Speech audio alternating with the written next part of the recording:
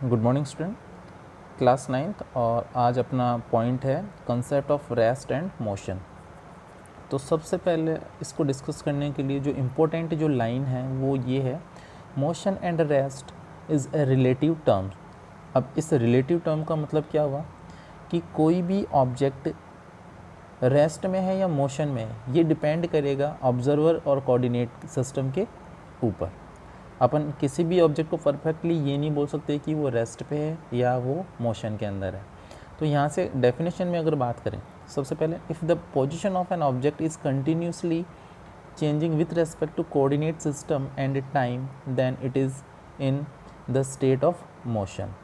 अगर कोई भी ऑब्जेक्ट है या कोई भी पर्सन है या कोई भी चीज़ हो सकती है, वो रेस्ट में कब, वो मोशन में कब आएगी, जब वो ऑब्जर्वर के रेस्पेक्ट में, उस टाइम कोऑर्डिनेट के रेस्पेक्ट में उसकी पोजीशन जो है वो चेंज हो जाए, तब तो अपन उसको बोलेंगे स्टेट ऑफ मोशन। जैसे एग्जांपल अगर लें अपन कि जैसे सपोज ट्रेन के अंदर अपन बैठे हैं और उस अपन फ्रंट में अपने सामने कोई बैठा है। अब ट्रेन मोशन के अंदर है, ट्रेन चल रही है।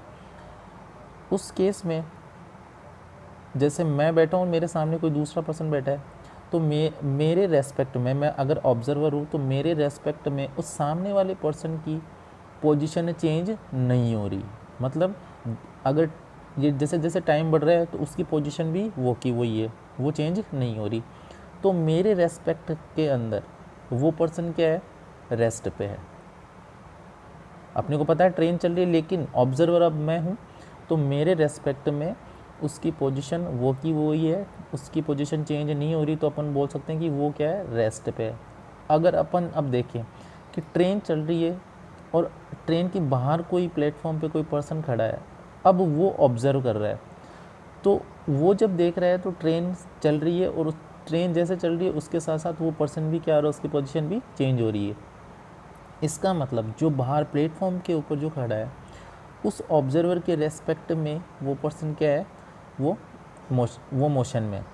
तो अपन बोल सकते हैं कि एक पर्सन जो मेरे सामने बैठा था वो रेस्ट पे भी है और वो मोशन के अंदर भी आ गया। तो वो किस पे डिपेंड किया, वो ऑब्जर्वेशन पॉइंट पे वो डिपेंड कर रहा है। तो ये क्या होती है, रिलेटिव टर्म। अपन यहाँ पे बोल सकते हैं दूसरा पॉइंट कि रेस्ट में कोई भी ऑब्जेक्ट रेस्ट में कैसे कब हो सकता है। जैसे अपन देखते हैं ट्रीज़ वगैरह, माउंटेन है, हाउसेस वगैरह, तो वो अपनी पोजीशन पे फिक्स है, वो मोशन नहीं कर रहे टाइम के साथ। लेकिन अगर अपन एक मूविंग ट्रेन से चलते हुए अगर उनको देखें तो अपने को ऐसा फील होता है कि वो अपनी पोजीशन चेंज कर रहे हैं, वो आगे पीछे की तरफ जा रहे हैं। तो वो डिपेंड करता है पोजीशन, अपन ऑब्जर्वर कहाँ पे हैं, किस तरीके से अपन उनको ऑब्जर्व कर रहे हैं। तो इसलिए इसको बोला जाता है मोशन एंड रेस्ट क्या होता है, रिलेटिव टर्म्स होता है। अब आता है अपना types of motion. Type of motion किस टाइप्स के हो सकते हैं। फर्स्ट देखो, straight line motion. Straight line से नेम से पता चल रहा है कि अगर कोई भी मोशन हो, अगर वो स्ट्रेट लाइन में हो, सीधा वो डायरेक्शन चेंज ना करे, तो उस मोशन को अपन क्या बोल सकते हैं, स्ट्रेट लाइन मोशन। जैसे एग्जांपल अपन ने लिया, एक कोई भी सीधी स्ट्रेट रोड है, उसके ऊपर कार चल रही है, या कोई पाइप है उसके अंदर अपन ने बॉल डाल दी, तो बॉल का मोशन एक स्ट्रेट लाइन के अंदर होगा, तो अपन बोल सकते हैं स्ट्रेट लाइन मोशन। फिर अपना आता है रोटेशनल मोशन, या इसको बोलते हैं सर्कुलर मोशन। रोटेशनल मोशन मतलब किसी एक पर्टिकुलर एक्सिस पॉइंट के अराउंड सर्कल पे मोशन करना। जैसे अपने पास सीलिंग फैन होता है, तो वो सीलिंग फैन क्या होता है, एक एक्सिस के चारों तरफ क्या करता है, रिवॉल्व करता रहता है, सर्कल की फॉर्म में क्या करता है, घूमता रहता है। उस पॉइंट का एक्सिस कभी चेंज नहीं होता, उसके चारों तरफ घूमता रहता है। या अपन कोई स्टोन को एक उस पर स्ट्रिंग पे बांध के अगर उसको अपन सर्कुलर फॉर्म में उसको घुमाएं, तो वो भी क्या होता है, एक सर्कुलर मोशन हो गया। इस तरीके से मोशन, अब जैसे अपने पास मून है, मून अराउंड अपने रिवॉल्व करता रहता है अर्थ और रिवॉल्व करते रहते हैं सन के, तो वो क्या होता है, सर्कुलर फॉर्म हो गया। फिर आता है अपना नेक्स्ट ऑसिलेटरी या वाइब्रेशन मोशन। ऑसिलेटरी मोशन को अपन बोल सकते हैं to and fro motion. To and fro motion क्या होता है, एक मेन पोजीशन, जैसे अपने पास एक mean position x equals to 0, ये ब्लॉक मान लिया अपन ने, x इक्वल्स टू 0, ये इसकी मेन पोजीशन है। अब इसको मानते हैं अपन एक स्प्रिंग है, जैसे स्प्रिंग को अपन कंप्रेस करते हैं, दबाते हैं अपन, तो जैसे अपन ने इसको दबाया वो कंप्रेस हो गई, जैसे अपन इसको छोड़ देंगे अपन तो ये वापस ऐसे आ जाएगी, ठीक है।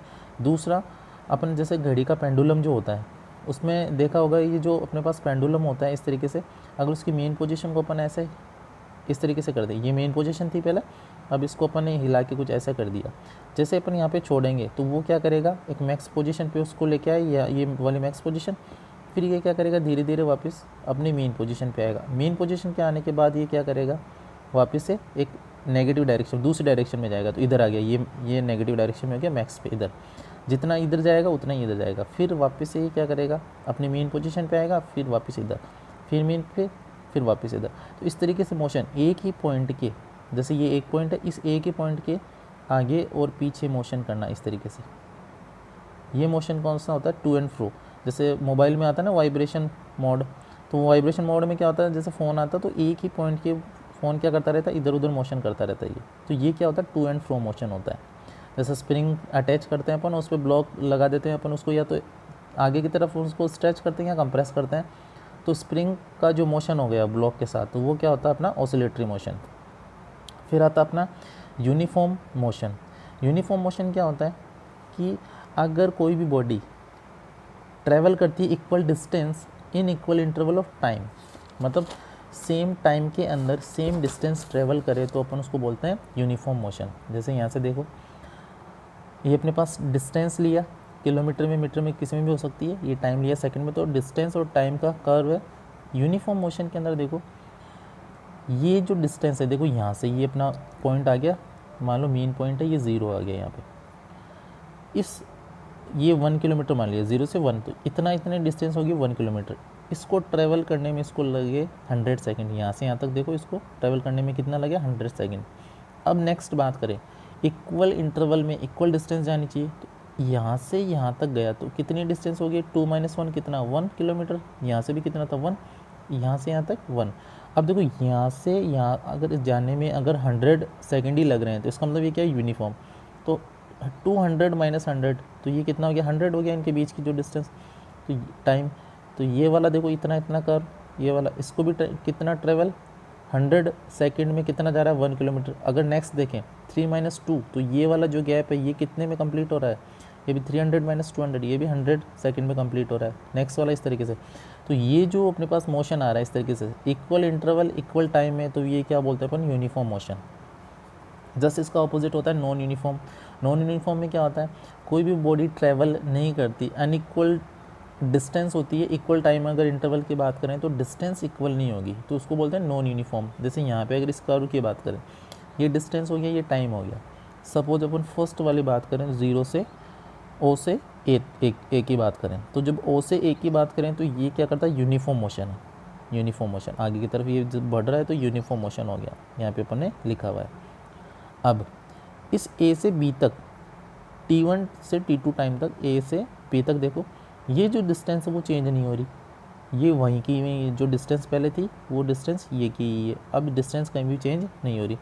इसका मतलब टाइम तो बढ़ रहा है, इंक्रीज़ कर रहा है, लेकिन डिस्टेंस चेंज नहीं हो रही, पोजीशन चेंज नहीं हो रही। जब पोजीशन चेंज नहीं होती तो अपन उसको बोलते हैं ये क्या है, रेस्ट पे। तो ये इस A से B पॉइंट तक, T1 से T2 टाइम तक ये क्या है, रेस्ट पे। फिर अपन B से C तक की बात करें तो ये क्या कहता है, नेगेटिव स्लोप। देखो स्लोप अब अगर बात करें नेगेटिव, यहाँ पे क्या था, पॉजिटिव। नेगेटिव स्लोप में देखो ये ओरिजिन यहाँ से स्टार्ट हुआ था और नीचे की तरफ जा रहा है पॉइंट पे, तो जहाँ से चल रहा था फिर अपने पास 0 पॉइंट पे आ जाएगा। तो B से C तक ये भी देखो एक स्ट्रेट लाइन में इक्वल टाइम कर रही है क्रॉस, ये भी क्या हो गया अपने पास, यूनिफॉर्म। तो इसके अंदर देखो यूनिफॉर्म, फिर रेस्ट, फिर अपने पास यूनिफॉर्म। तो इस तरीके से जो मोशन हो रहा है अपन उसको बोलते हैं नॉन यूनिफॉर्म। जनरली अपने पास जो मोशन होता है नॉन यूनिफॉर्म ही होता है। जैसे अपन अगर रोड पे चलते हैं, बाइसिकल चलाते हैं या फिर अपन कार चलाते हैं, कुछ भी चलाते हैं, तो अपन उस केस के अंदर बीच में मान लो कोई भी आ जाए, ऑब्जेक्ट आ जाए या फिर कहीं पे भी रुकना पड़े, तो वो क्या होता है, कभी स्पीड ज़्यादा होती है, कभी कम होती है, फिर अपन कभी बढ़ा देते हैं, कभी रुकते हैं, तो वो सारे जो मोशन होते हैं वो नॉन यूनिफॉर्म मोशन के केस में आता है। कल अपन इसके आगे नेक्स्ट देखेंगे स्पीड वेलोसिटी में डिफरेंस, उनके फॉर्मूले, यूनिट। Thank you.